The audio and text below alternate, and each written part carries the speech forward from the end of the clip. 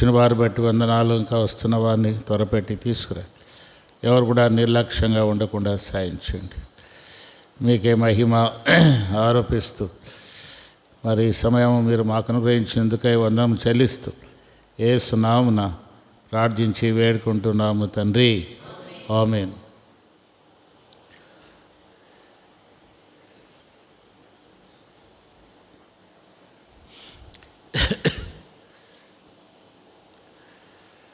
మూడు 323 పాట పాడుకుందాం. 323.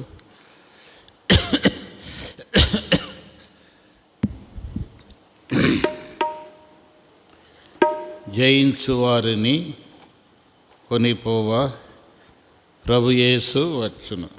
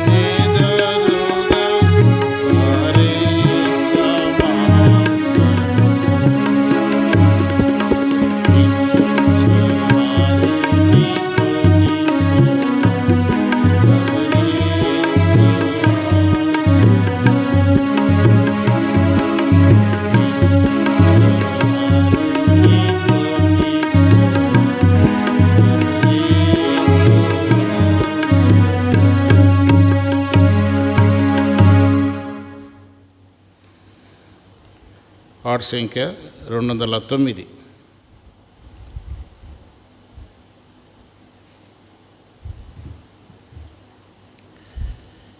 రక్షకుడా యేసు ప్రభు, స్తోత్రము దేవా.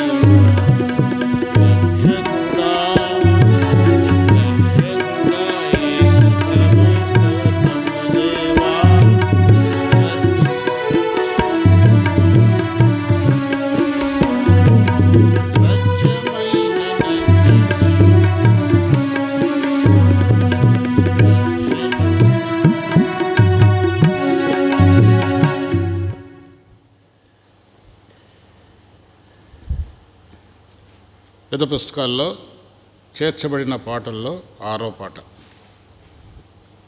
చేర్చబడినటువంటి పాటలు చివరిలో ఉన్నాయి.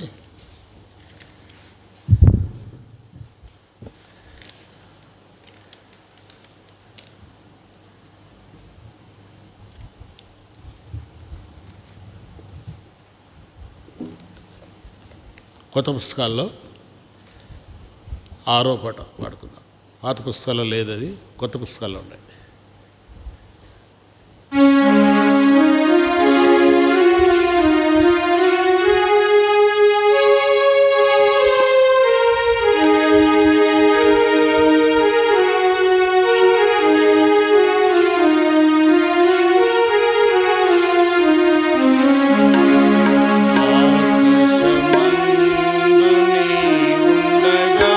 నేను ఎవరికి భయపడను.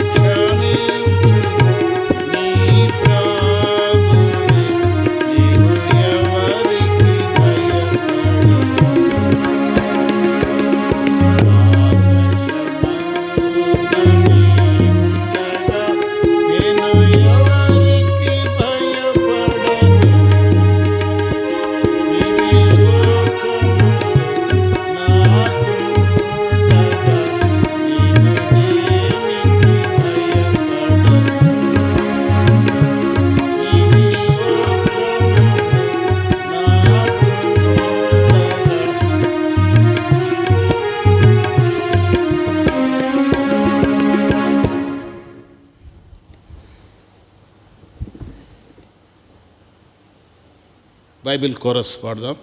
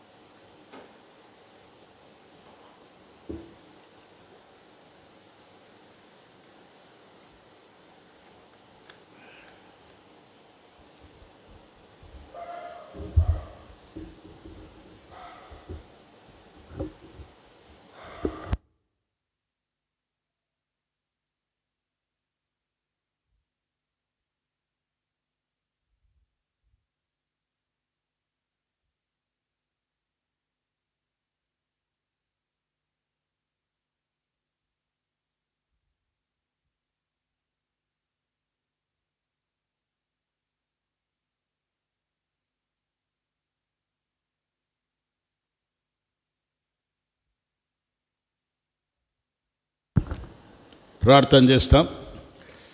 ప్రేమగల మా తండ్రి, ఇంతవరకు పాటల ద్వారా నిన్ను గనపరచడాన్ని కృప ఇచ్చారు. తిరిగి వాక్య ధ్యానములో ప్రభా ఈ దాసుని జ్ఞాపకం చేసుకోండి, నీ ఆధీనంలో ఉంచుకోండి. ఈ దినం మాకు ఏది అవసరమో దాన్ని దయచేయి ప్రభా. మేము ఈ లోకంలో ఉంటున్నాం. ఈ లోకం విడిచి ఒక దినాన నీ దగ్గరికి రావాల్సినది ఉంది.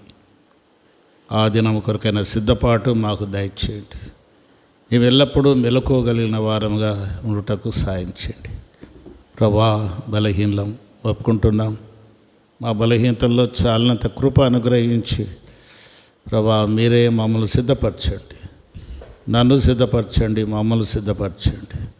మేమందరము కూడా నీ రాకడ కొరకైన ప్రజలుగా ఉంటకు సాయం చేయండి. ఏది మీకు అసహ్యమో ప్రభా, ఏది మీకు ఇష్టము కాదో దాన్ని మాకు చూపించండి. దాని నుండి మేము విడుదల పొంది దినదినము ఒక నూతనత్వములో మా జీవిత యాత్ర సాగించి నీ పరిపూర్ణతలోనికి వచ్చినట్లుగా చేయండి. ఈ సమయం దీవెనకరంగా ఉంచండి. ఇంకా రావాల్సిన వారు ఎవరైనా ఉంటే నడిపించండి.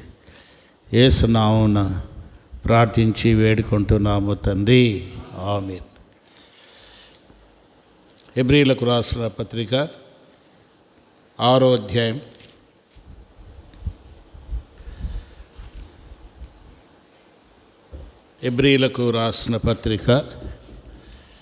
6వ అధ్యాయము మొదటి 3 వచనాలు మనం చదువుకుందాం.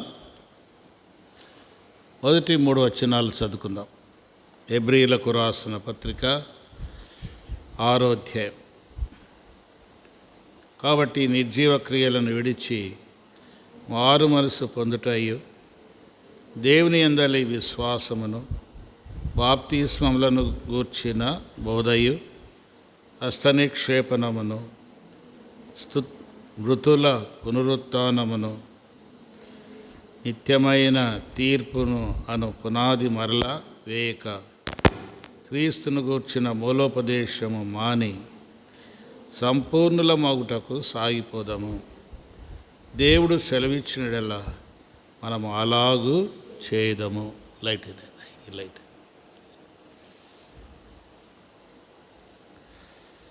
చదువుకున్న భాగాన్ని దేవుడు మన కొరకై ఆశ్రయించి పంచిపెట్టునుగాక.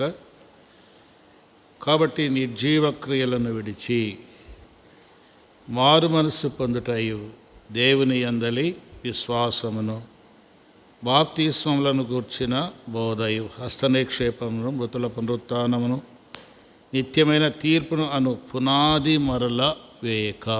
పునాది, ఇదొక పునాదిగా చూపిస్తూ ఉంది.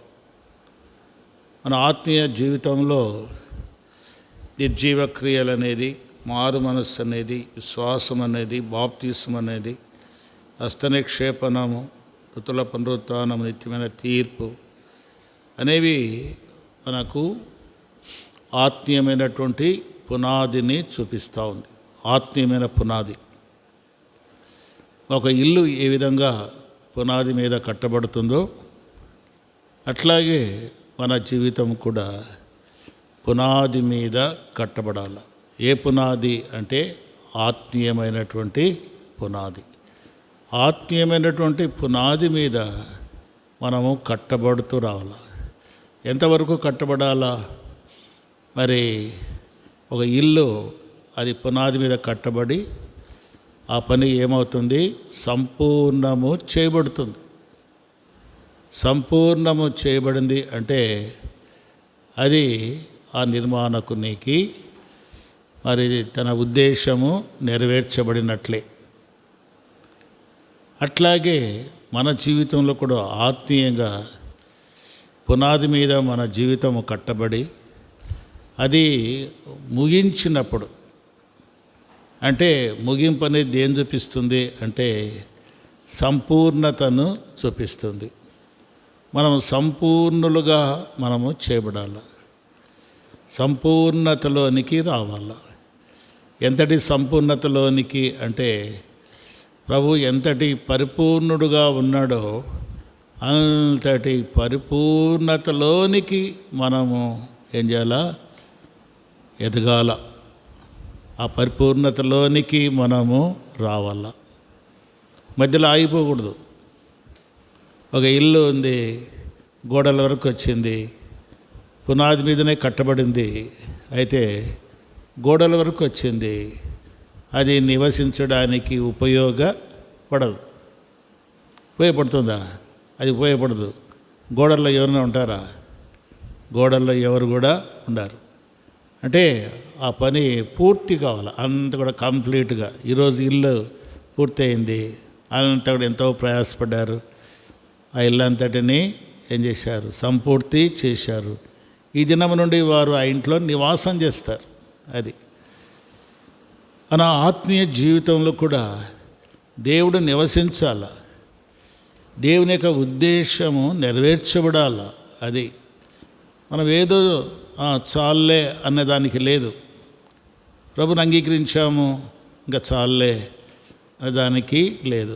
సాగిపోవాలా, ఎదుగుతా రాలా. సాగిపోవటం అంటే మామూలు జీవితము కాదు, దినదినము ఒక నూతనత్వం. అది దినదినము, ఈ దినము ఒక నూతనమైనటువంటి జీవితం, రేపటి దినము ఒక నూతనత్వం. అట్లా మన జీవితంలో నూతనంగా మనం ఏం చేయాలా? ఎక్కుతూ వెళ్ళాలి, ఎదుగుతూ వెళ్ళాలి, అభివృద్ధి చెందుతూ వెళ్ళాలి, ఫలిస్తూ వెళ్ళాలి. ఎదుగుదల అనేది అవసరం. ఎక్కడున్నామో అక్కడే ఉండుట అనేది అది దేవునికి ఇష్టమైంది కాదు. మన ఆత్మీయ జీవితం ఎదుగుతూ రావాల. ఒక 10 ఏళ్ళ కిందట నేను ఎట్లున్నా, 10 ఏళ్ళ కిందట ఎట్లున్నా, నేను రక్షించబడినప్పుడు ఎట్లుంటిని, ఇప్పుడు ఎట్లా ఉన్నాను, అది మనం ఏం చేయాలా? పరీక్షించుకోవాలా. ఒక 10 ఏళ్ళు తీసుకుందాం. 10 ఏళ్ళు జీవితము, ఇప్పుడు నేను ఉన్నాను.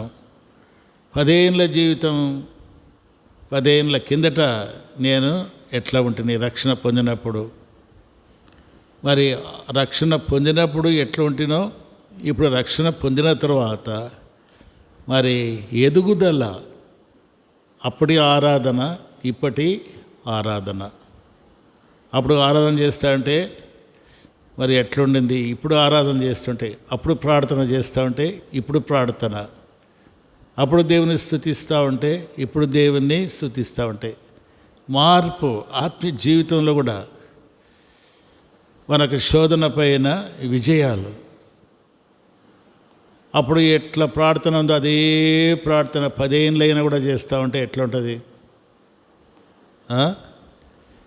10 ఏళ్ళ తర్వాత, అప్పుడు నేను కొత్తగా రక్షణ పొందినప్పుడు మధ్యలోనే అప్పుడు ఆరాధన చేసేవాళ్ళు. మరియక్క, తిమోతన భార్య మరియక్క, కాంతక్క, తర్వాత పెద్దోళ్ళు ముత్యాలక్క, వీళ్ళందరూ ఆరాధన చేసేవాళ్ళు. ఆరాధన చేస్తా ఉంటే నేను అనుకునేవాడిని, ఎంత బాగా ఆరాధన చేస్తారు, నేనెప్పుడు ఆరాధన చేసేది అట్లా అనుకునేవాడిని. ఆరాధన చేయాలంటే భయం, ఏమనుకుంటారో ఏమోనే అని భయం ఉండింది. అప్పుడు చేసిన ఆరాధన, ఇప్పుడు చేసే ఆరాధన ఏముంది? తేడా ఉంది, అభివృద్ధి ఉంది. అప్పుడు ఒక మామూలు విశ్వాసిగా ఉన్నా, ఇప్పుడు ఎవరు ఉన్నా? సేవకునిగా ఉన్నా. చూడండి, అప్పటికి ఇప్పటికీ. నేను 78లో నేను రక్షణ పొందాను. 78 అంటే ఇప్పటికి ఎన్నేళ్ళు? 46?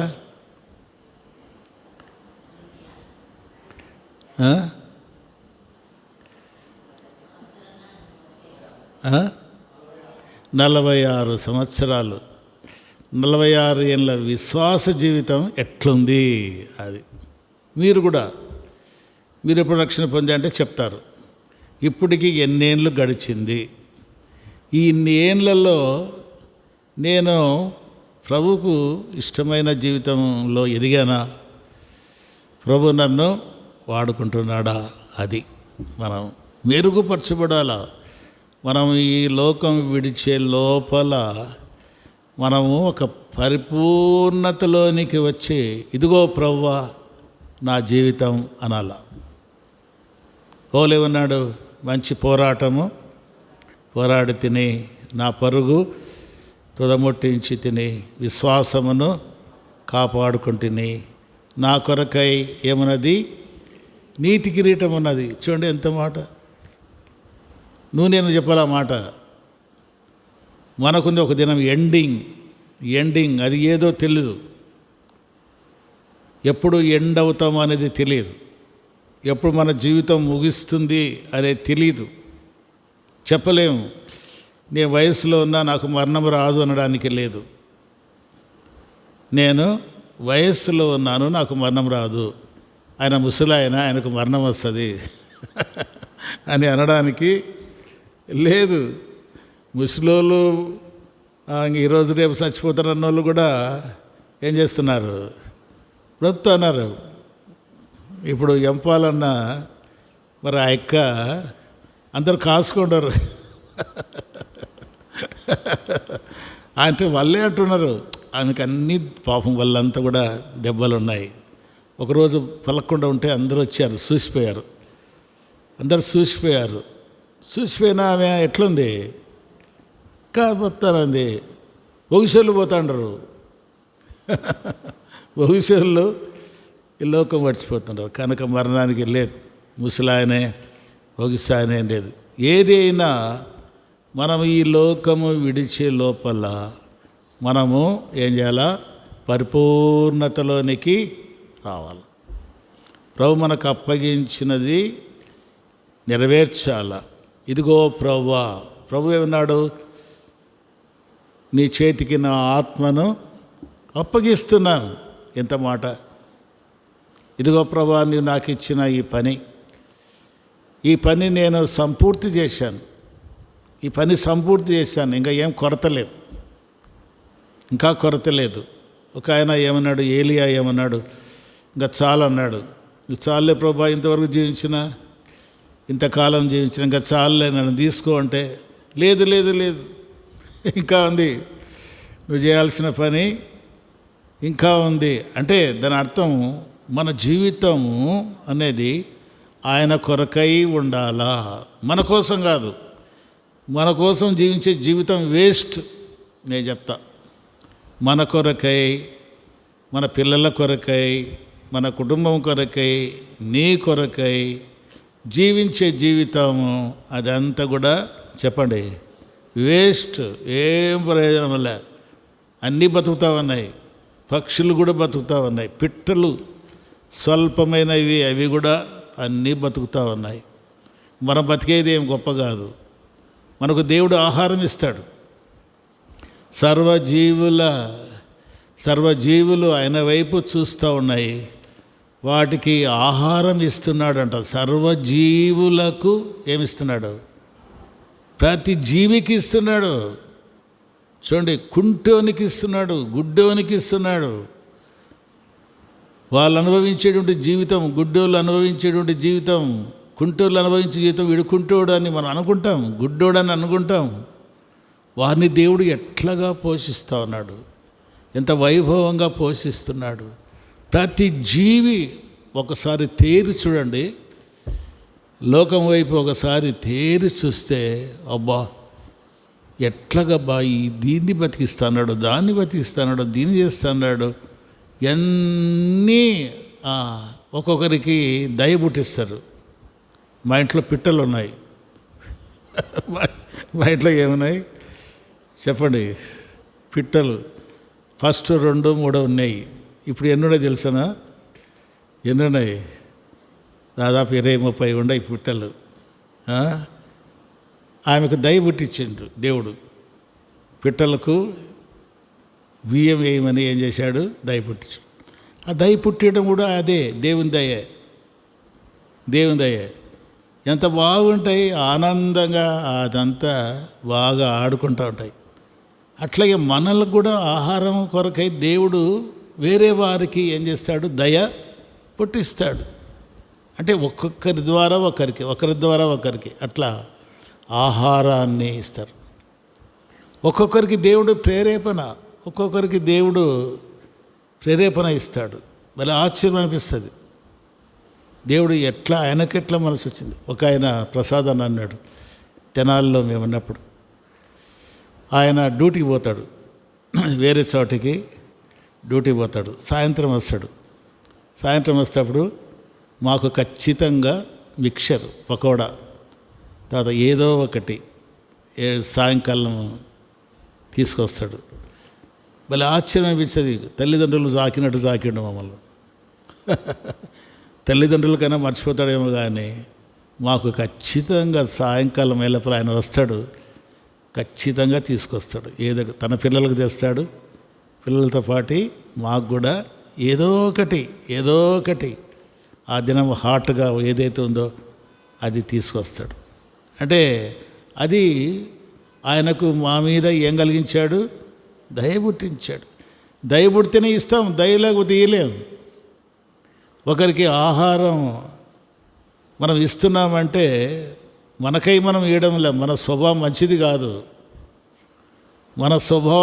కాదు. మనకై మనం ఇవ్వలేము, ఎవరికి కూడా ఇవ్వలేము. అయితే దేవుడు ఏం చేస్తున్నాడు? దయ పుట్టిస్తున్నాడు, ప్రేమ పుట్టిస్తున్నాడు. పో, ఈ అన్నం తీసిపోయి వారికి పో, ఇదిగో ఈ వస్తువు తీసిపోయి వాళ్ళకి పో. అట్లా దేవుడు సర్వజీవులను ఏం చేస్తున్నాడు? పోషిస్తున్నాడు. ప్రతి ఒక్కరిని పోషిస్తున్నాడు. కనుక మనం భయపడాల్సిన పని లేదు. మనం దేనికి భయపడాల్సిన పని లేదు. నిజమైన విశ్వాసిగా మనం చేస్తున్నప్పుడు కొన్నిసార్లు మనకు భయం వస్తుంది. ఎట్లబ్బా, ఇది జరుగుతుందేమోనే, అది జరుగుతుందేమోనే, అట్లయితుందేమోనే, ఇట్లయితుందేమోనే. ఎట్లా కాదు, జరగాల్సింది దేవుడు ఏం చేస్తాడు? జరిగిస్తాడు. మనం చేసుకున్న దాన్ని బట్టి కూడా జరుగుతుంది. మన చెయ్యి ఇట్లా ఉంటే దేవుని చెయ్యి కూడా ఇట్లా ఉంటుంది. మన చెయ్యి ఇట్లుంటే దేవుని చెయ్యి కూడా అట్టయిపోతుంది. అట్లా మనం ఎప్పటికైతే ధారాళముగా మనం తినే అన్నము గుర్తుపెట్టుకోండి, నీవు తినే అన్నములో నువ్వు తినేది ఏదైనా కొంత ఒకరికి ఉంది, అది నువ్వు నేర్చుకోవాలి. అప్పుడు నీ కుటుంబం బాగుపడుతుంది. మనం అన్నం పెట్టుకున్నాము, మా అమ్మ అయితే అన్నం పెట్టుకుంటానే అంత ముద్ద తీసి పక్కన పెడుతుంది. అప్పుడు కుక్కలు ఉన్నాయి అనుకోండి, కుక్కలకే వేసేవాళ్ళం. ఏదైనా కుక్కకైపు ఆమె లాస్ట్ వరకు అన్నం ఆమె పెడతానే ఒక ముద్ద తీసి ఏం చేస్తుంది? దాని అర్థం నేను అప్పుడు తెలీదు నాకు, ఎందుకు మా అమ్మ ఇట్లా చేస్తుంది అనుకునే కానీ అయితే నీవు తినే ఆహారంలో కొంత ఇతరులకు ఉంది. నీకై నీవే కాదు, ఏదైనా నువ్వు తినే ఆహారం, నువ్వు అన్నం వండుకున్నావు, కొంత ఏముంది? వేరే వాళ్ళది ఉంది. ఆ తినే దాంట్లో వేరే వాళ్ళది ఉంది, కొంత ఉంది అని. అంటే ఆ కొంత అనేది వేరే వాళ్ళకు నీవు పెట్టాలి. అది నేర్చుకుంటే నిజముగా ఎంత చాలాసార్లు ఆ దినాల్లో, అప్పుడు విశ్వాసులైనటువంటి దినాల్లో, సంఘాల్లో చాలా కష్టాలుగా ఉన్నటువంటి దినాల్లో అప్పుడు ఏం చేసేవాళ్ళు అంటే, ఒక్క దీంట్లోనే కాదు, ప్రతి దాంట్లో ఏం చేసంటే సంచులు కుట్టుకునేవాళ్ళు. ఇంత సంచులు, ఏం సంచి అంటారు దాన్ని? ఏం సంచి అంటారు? కానుక సంచి అంటారు. ఇంత సంచి పెడతారు. నువ్వు అన్నం వండుకునేటప్పుడు అంత పిరికెట్ తీసి దాంట్లో వేసేది. అది తీసుకొచ్చేది ఏడిచ్చేవాళ్ళు? మందిరంలో ఇచ్చేవాళ్ళు. అట్లా పోషిస్తున్నారు సంఘంలో. ఇప్పట్లా కాదు. ఇప్పుడు ఓయమ్మ ఎక్కువైపోయింది ఇదంతా. అందుకే కలవరాలు వస్తున్నాయి. ఆనాడు సంపూర్ణంగా విశ్వాసం మీద సేవకులు, అసలు మన జోసఫ్ అన్న ఆ యొక్క చెప్తా అంటే ఆశ్చర్యం అనిపిస్తుంది. ఎంత పేదరికంలో ఉండి వారు సేవ చేశారు. ఇప్పుడు అట్లా దేవుడు పేదరికంలో పెట్టలే, ఆ తీసుకొచ్చేది పెట్టడంలే. ఇప్పుడు ఏం చేస్తున్నారు? తెచ్చేవాళ్ళు మూటలు వస్తున్నాయి. అప్పుడు పిరికెడు ఉన్నాయి, ఇప్పుడు పిరికెడు కాదు. ఏమొస్తున్నాయి? చెప్పండి, మూటెలు వస్తున్నాయి. అంతా ఇది ఈ దినం ఖర్చు నాది, ఇదా ఈ దినం నాది, ఈ వంట నాది, ఈ మాంసం నాది, ఇట్లా. అప్పుడు ఆ దినాల్లో ఎంతో ఒక్క కుటుంబమో ఇద్దరు కుటుంబాలతో పోషించబడే వాళ్ళు సేవకులు. అందరూ చెప్పలేరు, బీదరికం అంత కష్టంగా ఉండేటువంటి దినాల్లో అట్లా పోషించబడుతూ వచ్చారు. అంటే ఎందుకు ఎన్ని చెప్తున్నానంటే, మన దేవుడు మనలను పోషిస్తాడు. మన కొరకై మనం జీవించాల్సిన అవసరము లేదు. మన కొరకై మనం జీవించాల్సిన అవసరం లేదు. వాక్యం ఏం చెప్తుందంటే చూడండి, కీర్తనలు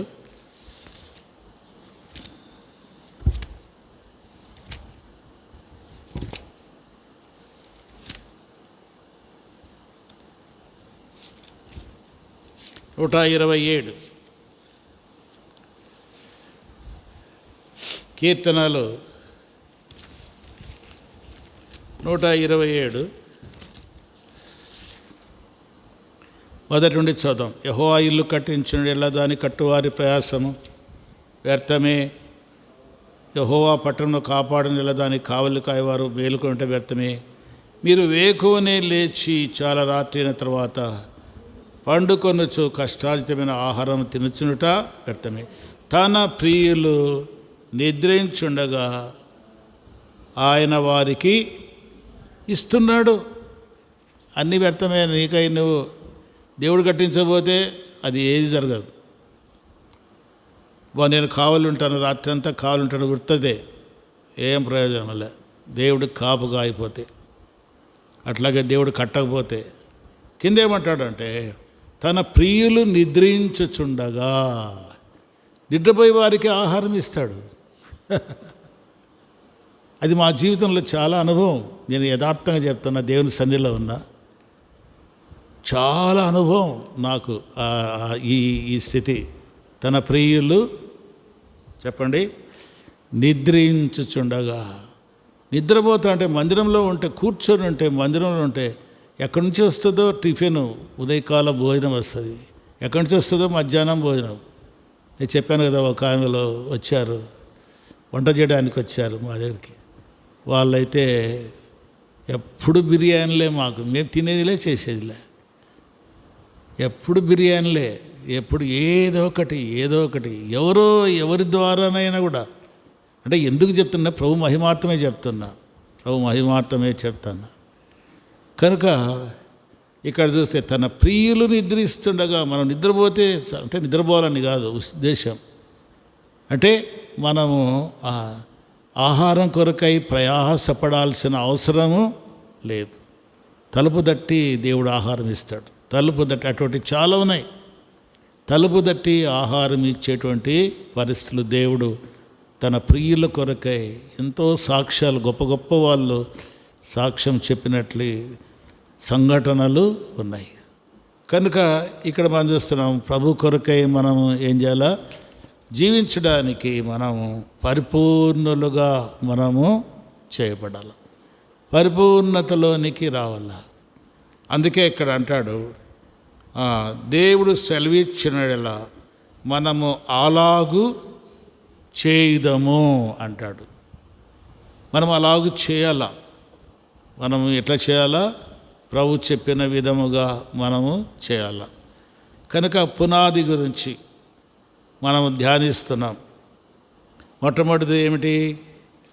నిర్జీవ క్రియలను విడిచిపెట్టుట. గుర్తుపెట్టుకోండి, మంచిది. తర్వాత రెండవది మారు మనస్సు పొందుట. తర్వాత దేవుని యందలి విశ్వాసమును, బాప్తీసం గూర్చిన బోధ, హస్త నిక్షేపణం, మృతుల పునరుత్థానము, నిత్యమైన తీర్పు. మృతుల పునరుత్థానము, నిత్యమైన తీర్పు అనేది ఇది దేవుడు చేసే కార్యాలు. మిగతావన్నీ కూడా మనం చేసేటువంటి కార్యాలు. మనము దాని కొరకై ప్రయాసపడేటువంటిది. కనుక నిర్జీవ క్రియల గురించి మనం వింటున్నాం. అంటే నిర్జీవ క్రియలంటే జీవము లేని క్రియలు, దేవునికి అసహ్యమైనవి, ఇష్టము కానివి. సామెతలు 6వ అధ్యాయంలో మనము చూస్తున్నాం. సామెతలు చూడండి, 6వ అధ్యాయం. సామెతలు 6వ అధ్యాయము 17, 18, 19లో అవేవనగా అహంకార దృష్టి, కళ్ళలాడు నాలుక, నిరపరాధులను చంపు చేతులు, దుర్యోచనలు యోచించు హృదయము, కీడు చేయుటకు త్వరపడి పరుగులెత్తు పాదములు, లేని వాటిని పలుకు అబద్ధ సాక్షి, అన్నదమ్ములలో జగడములు పుట్టించు వాడు. మనం ఎన్ని చదివాం, ధ్యానించాం. అహంకార దృష్టి గురించి ధ్యానించాం, నాలుకను గురించి ధ్యానించాం, చేతుల గురించి, నిరపరాధులను చంపే చేతుల గురించి కూడా ధ్యానించాం, దుర్యోచనలు యోచించే హృదయాన్ని గురించి, కీడు చేయుటకు త్వరపడి పరుగులెత్తు పాదముల గురించి కూడా మనం ధ్యానించాము. ఇవన్నీ అయిపోయినాయి, దేవునికి ఇష్టము కానివి. ఇవన్నీ కూడా మనం ధ్యానించాం. అయితే ఇది నాన్న లేని వాటిని పలుకు అబద్ధ సాక్షి, లేని వాటిని పలుకుట, అది అబద్ధ సాక్షి. కొన్నిసారి కూడా చెప్పాను అనుకుంటా, సాక్షి అనేది చాలా విలువైనటువంటిది. అతని మీద, అతడు చెప్పే సాక్ష్యం మీద ఒకరి యొక్క జీవితం ఆధారపడి ఉంటుంది. బ్రతకడమా లేక చావడమా. కోర్టు పోయినాడు అనుకో, సాక్షి చెప్పే సాక్ష్యం పైనే జడ్జి ఏం చేస్తాడు, తీర్పిస్తాడు. అంటే సాక్షి అనేది చాలా ప్రాముఖ్యమైనది. మనమిచ్చే సాక్ష్యము ద్వారా మరి ఒక ప్రాణి బ్రతుకుట, ఒక ప్రాణి చచ్చుట. మంచి సాక్ష్యం ఇస్తే ఏమవుతుంది, ఆ ప్రాణి జీవిస్తాడు. అయితే మనం అబద్ధ సాక్ష్యం చెప్తే ఆ ప్రాణి ఏమవుతాడు, చచ్చిపోతాడు, ఆ జీవి చచ్చిపోతాడు. అందుకే ఇక్కడ ఏం రాయబడింది, లేని వాటిని పలుకు, చెప్పండి, లేని వాటిని పలుకు అబద్ధ సాక్షి, అబద్ధ సాక్షి. చూడండి, మనం ఈ లోకంలో జీవిస్తున్నాం, దేవునికి సాక్షులుగా మనము జీవిస్తున్నాం. మంచి సాక్షులు, అది మంచి సాక్షులుగా మనం జీవిస్తున్నాం, అబద్ధ సాక్షులుగా కాదు. అబద్ధ సాక్ష్యం చెప్పకూడదు. అబద్ధ సాక్ష్యం చెప్పకూడదు అంటే అబద్ధమే చెప్పకూడదు. మన నోట ఎప్పటికీ అబద్ధం అనేది ఉండకూడదు. కొన్నిసార్లు మనం పొరపాటున అబద్ధం ఆడుతూ ఉంటాం, కొన్నిసార్లు అబద్ధం ఆడతాం. విశ్వాసులమైనప్పటికీ, దేవుని బిడ్డలమైనప్పటికీ ఆ సందర్భాన్ని బట్టి కొన్నిసార్లు ఏం చేస్తాం, అబద్ధం ఆడతాం. అబద్ధం ఆడకూడదు, అబద్ధం ఆడకూడదు. ఇంకా ఏమైంది, అబద్ధ సాక్ష్యము చెప్పకూడదు, అబద్ధ సాక్ష్యం చెప్పకూడదు, అబద్ధం. ఆనాడు చూస్తే మరి ప్రభు అప్పగించాలనుకున్నారు. ఎవరు? ప్రధాన యాజకులు, శాస్త్రులు, ధర్మశాస్త్రోపదేశకులు అందరూ కూడా ప్రభును అప్పగించాల, తట్టుకోలేకపోయారు. వారి ప్రాధాన్యత అంతా పోతూ ఉంది. అందరూ యేసు ప్రభువును విశ్వసిస్తూ ఉన్నారు, యేసు ప్రభు వెంబడి వెళ్తున్నారు, గొప్ప సమూహముగా పోతున్నారు. తమకు పలుకుబడిపోయింది, తనను అనుకునేవారు లేరు. అప్పుడు ఏమొచ్చింది అంటే ద్వేషం వచ్చింది, యేసు ప్రభు మీద ద్వేషం వచ్చింది. చంపాలా, ఎడచంపాలా? చూడండి, యేసు ప్రభునే చంపాలా, ఎడచంపాలా? ఏదో ఒక నేరము మోపాలా, ఏదో ఒక నేరం మోపాలా. నేరం మోపడానికి ఏ నేరం కనపడలే. అనేకమైనటువంటి నేరారోపణ చేశారు, అనేకమైన నేరారోపణ చేశారు. అయితే ఏది నిలబడలే. చూడండి, మత్తయి సువార్త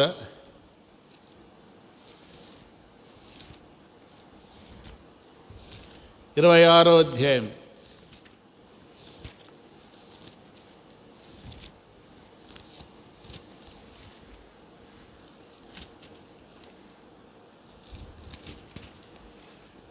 26వ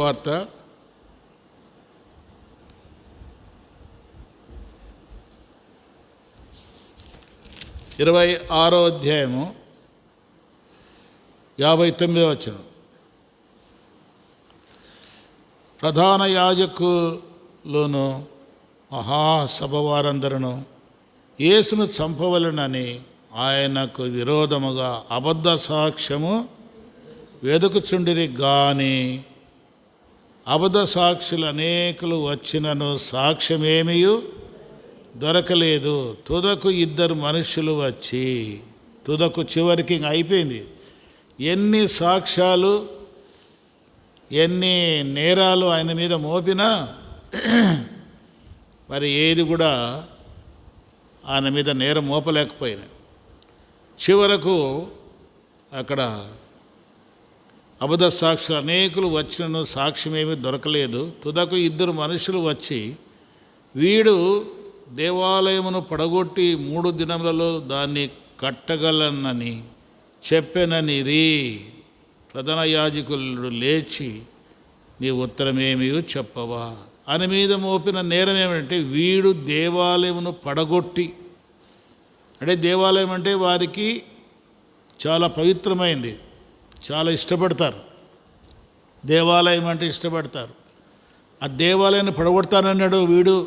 చూడండి, ప్రభుని అన్నారు, దేవాలయాన్ని పడగొడతా అన్నాడు. దేవుని పడగొట్టి 3 దినాల్లో దాన్ని కట్టగలనని చెప్పానని అటు చెప్పిండా? చెప్పండి. యేసు ఏం చెప్పాడు దేవాలయంలోనికి వచ్చినప్పుడు? చూడండి, మత్తయి సువార్త 24వ అధ్యాయం.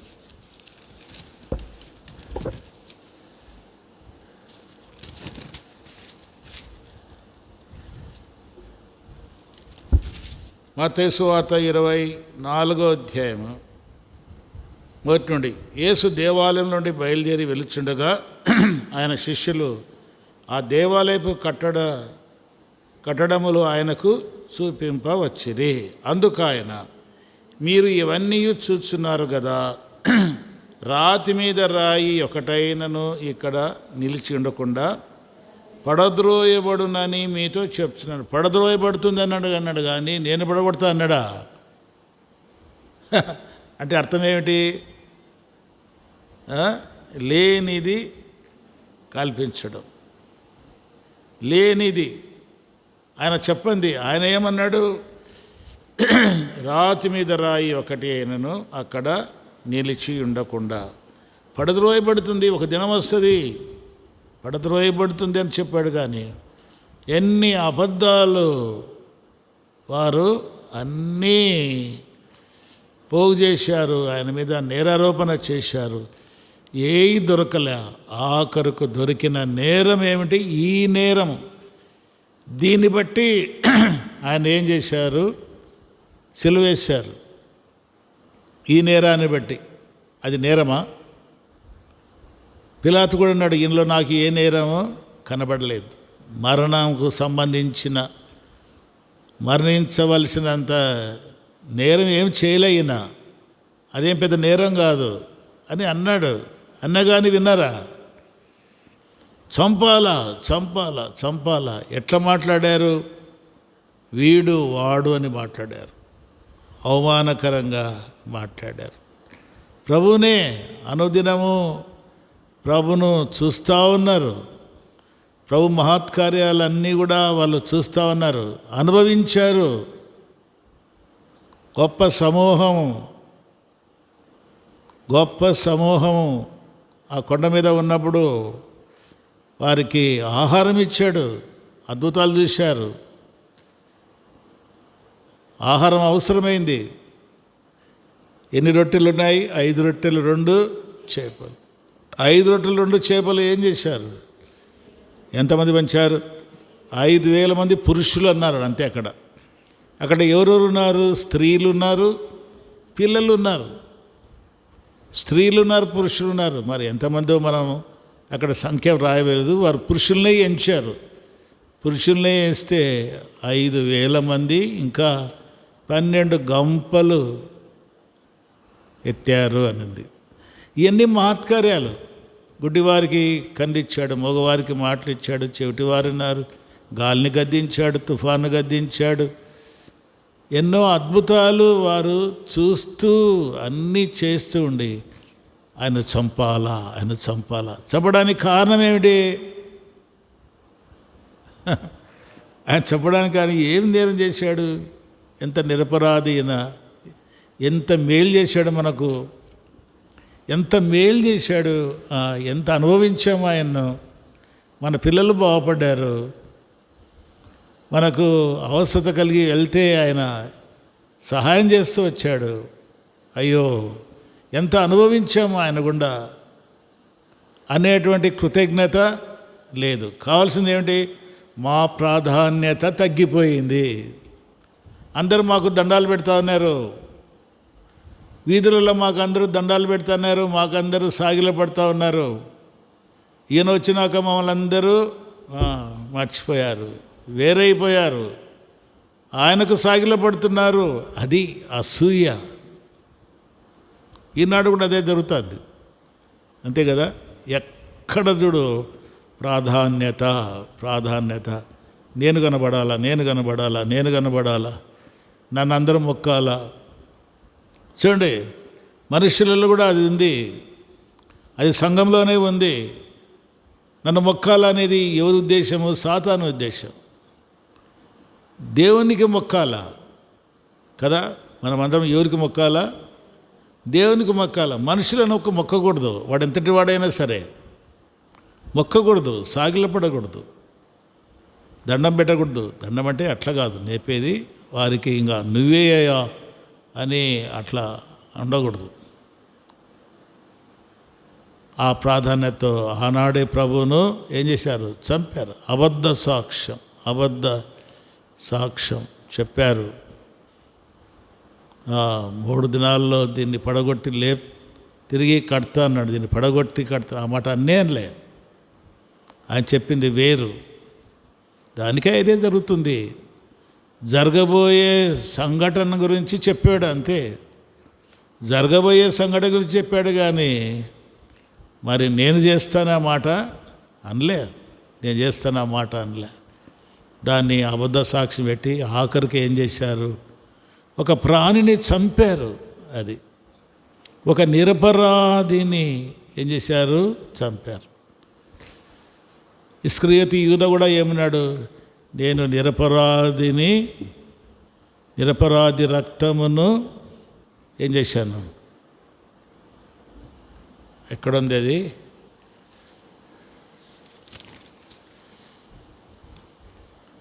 నేను నిరపరాధి రక్తమును అప్పగించాను అన్నాడు. నిరపరాధిని అప్పగించాను.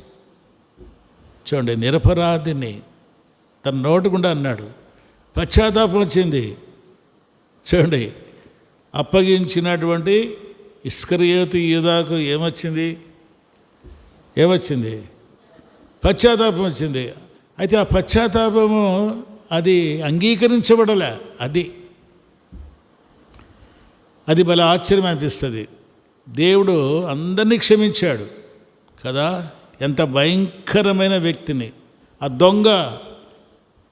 దొంగ శిలువ మీద ఉన్నటువంటి దొంగ, ఎన్నో దొంగతనాలు చేసిన దొంగ, నీ రాజ్యంతో వచ్చినప్పుడు నన్ను జ్ఞాపకం చేసుకో అంటేనే క్షమించాడు. నీవు నేడే నాదు కూడా పరదేశంలో ఉంటావన్నాడు. ఆ దొంగను క్షమించాడు. అనేకులు ఆయనే పిలిచాడు. ప్రయాసపడి భారం మోయిచున్న సమస్త జనులారా నా యొద్దకు రండి పిలిచాడు. అందరిని పిలిచాడు.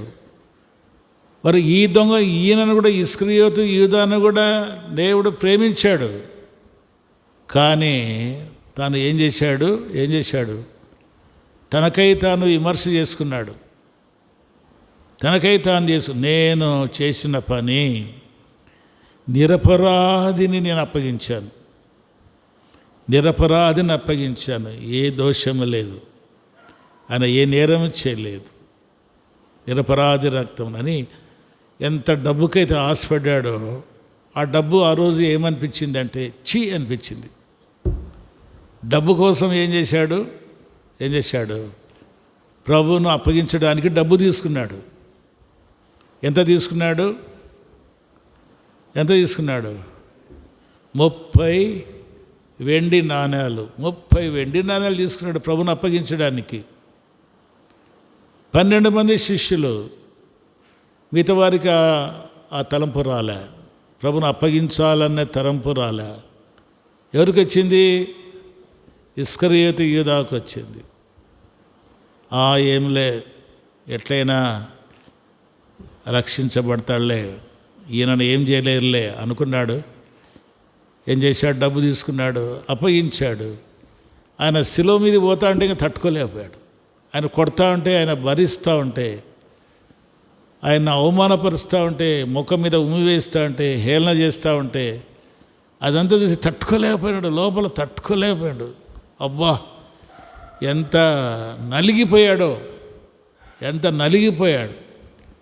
నలిగిపోయి ఏం చేశాడు? పోయాడు.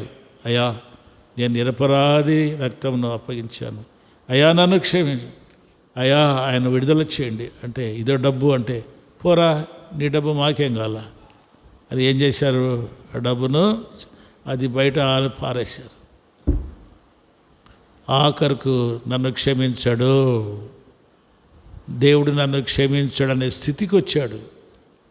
చూడండి, తాను చేసిన పాపం ఎంతవరకు దారితీసిందంటే, నన్ను క్షమించాడు. పేతురు క్షమాపణ పొందాడు. ఆయన ఎవరో నాకు తెలియదు అన్నాడు.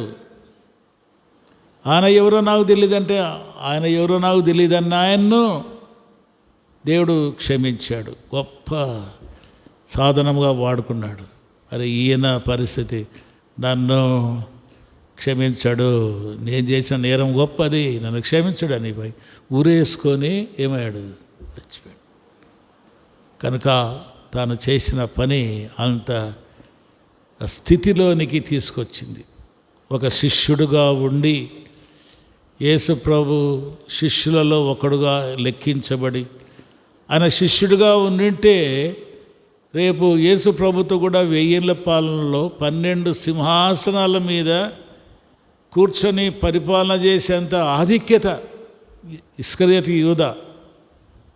ఆయనతో కూడా 12 సింహాసనాలు వేయబడతాయి. తర్వాత ఆ శిష్యుల పేర్లు ఆ పట్టణం మీద ఉంటాయి. చూడండి, ప్రకటన గ్రంథము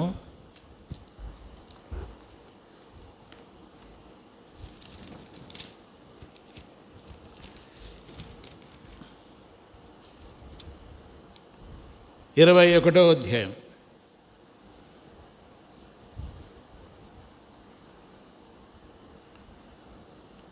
14వ వచనం. 21:14 చదవండి ఎవరైనా.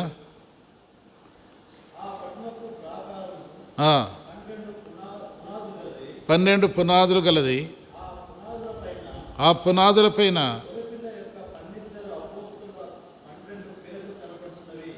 చూడండి ఎంత మాట ఇది. ఆ పునాదుల పైన గొర్రెపిల్ల యొక్క 12 అంటే 12 మంది అపోస్తుల 12 పేర్లు కనబడుతున్నాయి. ఇప్పుడు యూదా పేరు ఏమైంది? ఏమైంది? ఉంది ఆ యూదా పేరు ఎట్టొస్తుంది? ఆ స్థానంలో ఎవరు వచ్చారు?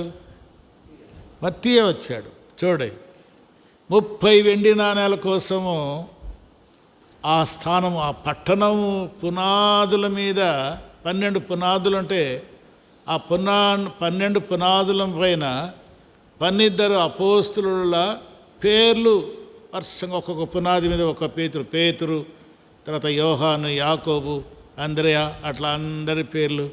ఇస్కరియోతు యూదా, యాండది యూదా. దేనికి చెప్పండి? 30 వెండి నాణేలు. 30 వెండి నాణేలు. ఈనాడు కూడా అంతే. మన విశ్వాసులం ఏం చేస్తున్నాము? హెబ్రీ 12వ అధ్యాయం, హెబ్రీలకు రాసిన పత్రిక 12వ అధ్యాయం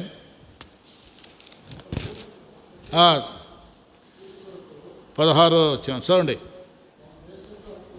ఒక పూట కూటి కొరకు తన జ్యేష్ఠత్వపు హక్కును అమ్మివేసిన ఏషా వంటి భ్రష్టుడైనను వ్యభిచారి అయినను ఉండునేమో ఉండునేమో అని జాగ్రత్తగా ఒక్క పూట కూటి కొరకు మనం ఏం చేస్తున్నాం? మన విలువను పోగొట్టుకుంటున్నాం. మీరు అర్థం కావడంలే. నేను చెప్పాను కదా, నీ ఆహారం దేవుడు ఇస్తాడు, తప్పక ఇస్తాడు.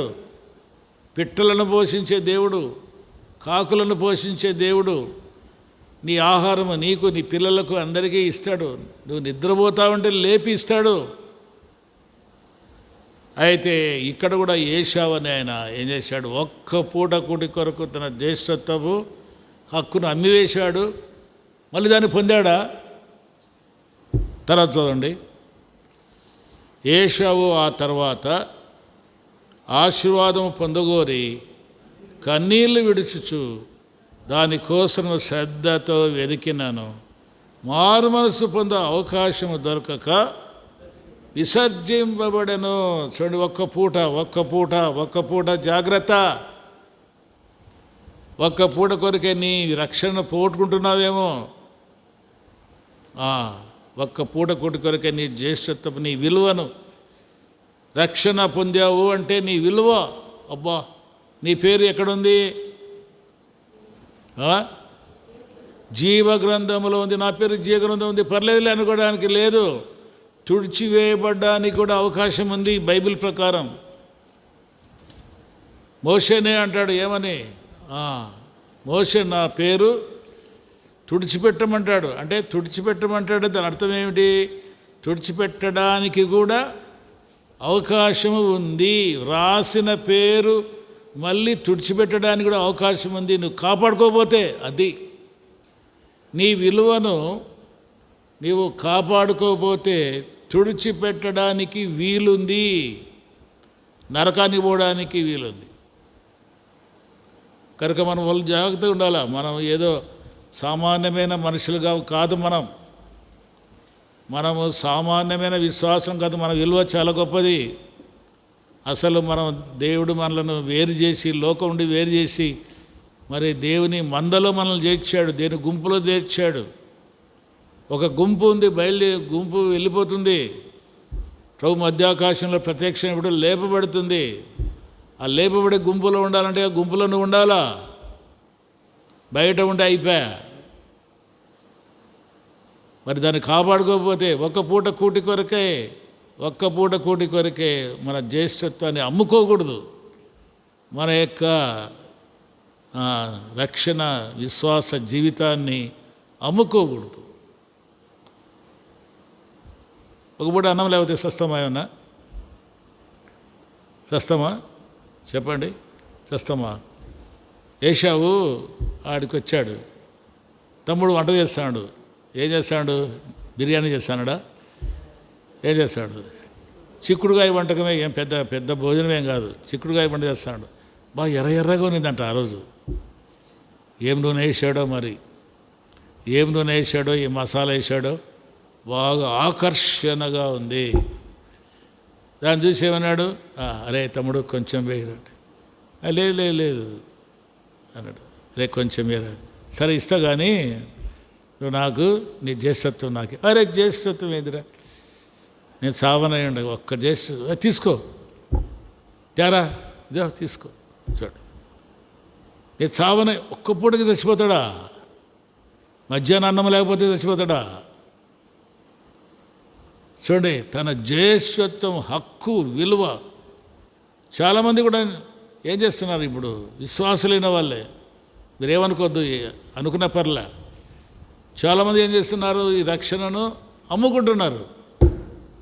ఆ సందర్భం వచ్చిందనుకో, ఏం లే, మళ్ళీ మామూలుగా ఉండొచ్చులే అని ఏం చేస్తారు? ఆ రక్షణను పక్కన పెట్టి మోసం చేస్తున్నారు. పక్కన పెట్టి అపవిత్రమైన కార్యాలు చేస్తున్నారు, పక్కన పెట్టి మోసాలు చేస్తున్నారు. తర్వాత ఇంకొక మాట, అది కూడా ఈరోజు ముగిస్తాం, టైం 5 నిమిషాలు ఉంది. సామెతలు 6వ అధ్యాయంలో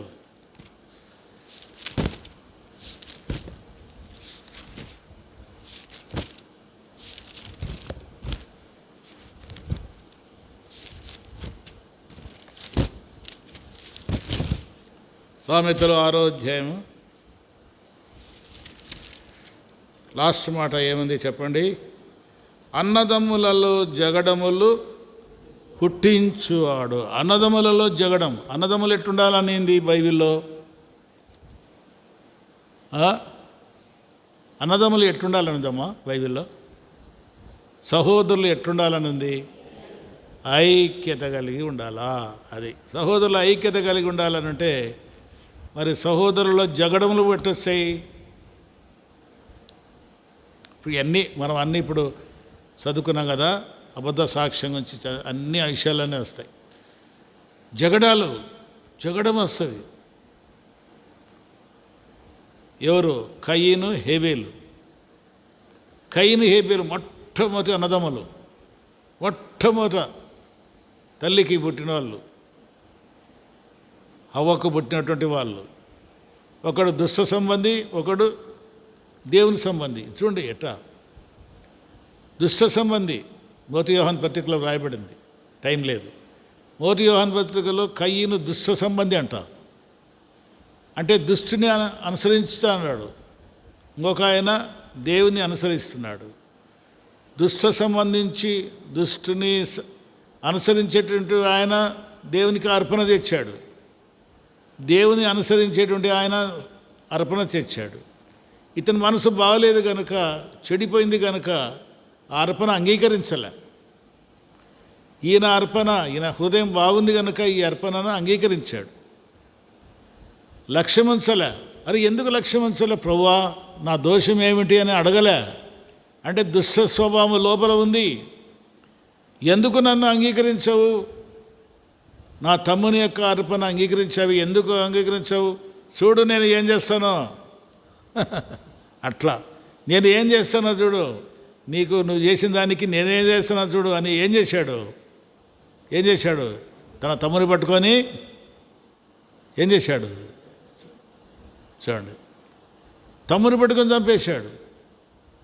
ఎట్లొచ్చింది? అందుకే దుష్ట సంబంధికి దేవుని సంబంధికి ఇద్దరికి పొత్తు కుదరదు. దుష్ట సంబంధి అనేవాడు ఎప్పటికీ కాసుకొని ఉంటాడు. వాడు ఎక్కడ ఉన్నాడంటే సంఘంలోనే ఉన్నాడు. ఇద్దరు కొడుకులే తల్లి ఇంట్లో ఉన్నారు. ఒకడు దుష్ట కార్యాలు చేస్తున్నాడు, ఒకడు దేవుని కార్యాలు చేస్తున్నాడు. ఇద్దరు ఉన్నారు. అట్లాగే ఈనాడు కూడా సంఘంలో కూడా ఇద్దరు ఉన్నారు.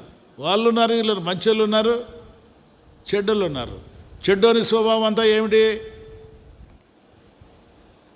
చెడ్డోని స్వభావం అంతా చెడు చేయడం, జగడము పుట్టించడం. అది జగడం పుట్టించడం, కొట్లాట రేపడం, అసూయ, ఓర్చుకోలేకపోవడం, ద్వేషం. ఆయన బాగుంటే అంతే, ఓర్చుకోలేవు, సహించలేవు. ద్వేషము, అసూయ, కక్షలు, ఇవన్నీ కూడా ఈ స్వభావం వచ్చి ఏం చేసింది? సహోదరులు ఐక్యత కలిగి నివసించుట ఎంత మేలు, అది ఎంత మనోహరము. అది ఇంకా ఎలా ఉంటుందంట? అది ఎలా ఉంటుంది? 133 కీర్తనలు 133. అది ఎలా ఉంటుంది? భలే బాగా రాశాడు.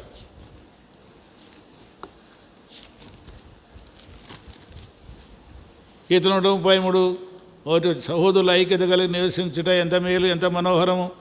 అది తల మీద పోయబడి అహరోను గడ్డం మీదుగా కారి అతని అంగీల అంచు వరకు దిగజారిన పరిమళ తైలము. అహరోను అంటే సంఘానికి సూచనగా ఉంది. తర్వాత పోయబడినటువంటి తైలము తల మీద పోసారు. పరిమళము నేను చెప్పాను, చాలాసార్లు చెప్పాను, మళ్ళీ చెప్తున్నా. తైలం ఎంత పోసుకుంటారు? నెత్తింద పోసుకుంటారా? మీరు సెంటు పూసుకుని ఎట్లా వస్తారమ్మా? ఎంత చెప్పండి? మీరు ఎప్పుడైనా సెంటు పూసుకున్నారా లేదా? కొంచెం అంత తైలం ఏం చేస్తారు? అంత దూది తీసి దాంట్లో అద్దేది ఇక్కడ పెడితే వైపు మందిరం అంతా చుట్టుకుంటుంది. స్మెల్, వా ఎంత స్మెల్లో, ఎంత ఆకర్షణ, అని అందరూ పీల్చుకుంటారు. నెత్తి మీద పోస్తే, అది నెత్తి మీద పోసిన తైలము యాడికంట ఆ గడ్డ మీరుగా అంగీలంచు కారి అంచుల వరకు కారిన అంటే ఎంత పరిమళం వచ్చండి. సహోదరుల ఐక్యతగా ఉంటే ఎంత అంటే అంత పరిమళము, అంత సువాసన, అంత దేవునికి మహిమ, అంత దేవునికి మహిమ. సాతాను ఏం చేశాడు? పో, ఈ దరివో, ఆ దరివో, ఇట్టవో అట్టవో. నలుగురిని ఏం చేశాడు? చెదరగొట్టే. 4 ఆవులు ఉన్నాయంట, మనకు బాగా తెలుసు. 4 ఆవులు ఏం చేస్తున్నాయి? ఐక్యంగా ఉన్నప్పుడు అడవికి పోతే పుల్లు ఇచ్చిందంట. పుల్లు వేస్తే 4 మీద పడితే పరార్ అన్నమాట. తట్టుకోలేకపోయింది. 4 కొట్లాడుకున్నాయి. 4 కొట్లాడుకుని నీ ఎంటబడి ఎందుకు వస్తా, నీ ఎంటబడి ఆ వీధికి ఎందుకు వస్తా, ఈ దారిలో ఎందుకు వస్తా, ఇట్ట దోతా నేను చెప్పి ఇట్టపోయింది. నేను నీ ఎంటబడి ఎందుకు వస్తాను, ఇంకొకటి ఇట్టపోయింది. ఇట్లా 4 దారులు పోయినాయి. 4 రోజులు 4 ముగించింది పులి. అట్లా ఉంటుంది ఈనాడు పరిస్థితి. అంటే చెల్లా చెదరైపోయింది పరిస్థితులు అంతా కూడా. ఆనాడు ఉన్నటువంటి ఐక్యత, ఆనాడు ఉన్నటువంటి సహవాసము, ఆనాడున్న ప్రేమ ఇప్పుడు అన్నీ లేవు. ఆనాడున్న గౌరవము, ఆనాడున్న విధేయత, ఎంత తగ్గించుకొని పరిచయం చేశారు. మీకు అందరికీ బాగా తెలుసు ఆరంభంలో ఎట్లా ఉండింది పరిస్థితులు. అయితే ఈనాటి పరిస్థితులు అన్నీ కూడా ఎవరు చూసినా స్వార్థం. నేను కనబడాలా, నీకు ఏమి కనబడడానికి ఏమి లేదు, లేకపోయినా కనబడాలంటావు. ఎట్టొస్తుంది? కనుక జగడములు పుట్టించుట, ఇవన్నీ కూడా మనం ఎన్ని నేర్చుకున్నాం ఈరోజు.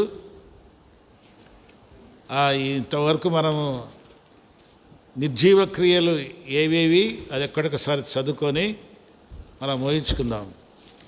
మీరు మనసులో పెట్టుకోవాలి, ధ్యానించాలి. ఇంటికి పోయినాక మీరు ధ్యానించండి. మళ్ళీ రేపు వారం అడుగుతా. చెప్పండి. అహంకార దృష్టి పలకండి. కళ్ళలాడు నాలుక, నిరపరాధులను చంపు చేతులు, దుర్యోచనలు యోచించు హృదయము, కీడు చేయుటకు త్వరపడి పరుగులెత్తు పాదములు, లేని వాటిని పలుకు అబద్ధ సాక్షి, అన్నదమ్ములలో జగడములు పుట్టించువాడు. ఇవన్నీ కూడా దేవునికి ఏంటి? ఇష్టమైనయా? అసహ్యమైనవి, నిర్జీవమైనటువంటివి. వీటిని మనం చేయకూడదు. ఇది పునాది. దీనికి మనం దూరం కావాలా. దూరం అవడయే పునాది. బాగునండి.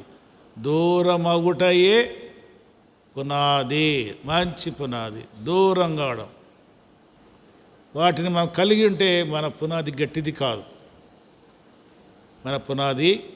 కాదు. ప్రార్థన చేస్తాం. మనకు గుర్తుపెట్టుకోండి, శుక్రవారం 8 గంటలకు మనకు ఏముంటుంది? హాఫ్ నైట్ ప్రేయర్ ఉంటుంది.